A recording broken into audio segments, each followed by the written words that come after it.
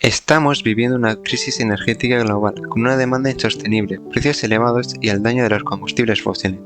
Las tecnologías de la información y la comunicación pueden transformar el sector energético y llevarnos a un futuro más verde y eficiente. Las TIC optimizan las energías renovables.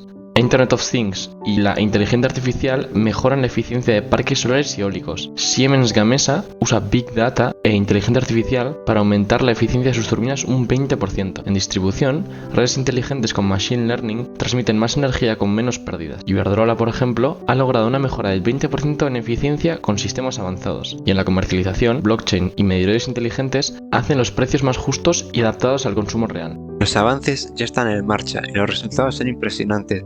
En Estados Unidos, Tesla ha desarrollado plataformas de almacenamiento energético que permiten a los hogares almacenar energía renovable y utilizarla en momentos de mayor demanda, equilibrando la red eléctrica de manera eficiente. En los centros de datos, Google ha implementado IA para reducir el consumo de energía en un 40%, permitiéndole operar con el 100% de energía renovable. Este tipo de optimización está permitiendo a las grandes empresas reducir costos operativos mientras ayudan al planeta. En la movilidad, los vehículos eléctricos están transformando el transporte y los algoritmos predictivos permiten gestionar las estaciones de carga para que la energía renovable se utilice de manera más efectiva. Las TIC representan casi el 2% de las emisiones globales de CO2, pero su impacto está disminuyendo gracias a innovaciones como energías renovables y optimización de hardware. Microsoft, por ejemplo, se compromete a ser carbono negativo para 2030. Los centros de datos, que consumen el 1% de la energía mundial, reducirán su consumo en un 25% para 2025, gracias a la computación en la nube y la inteligencia artificial.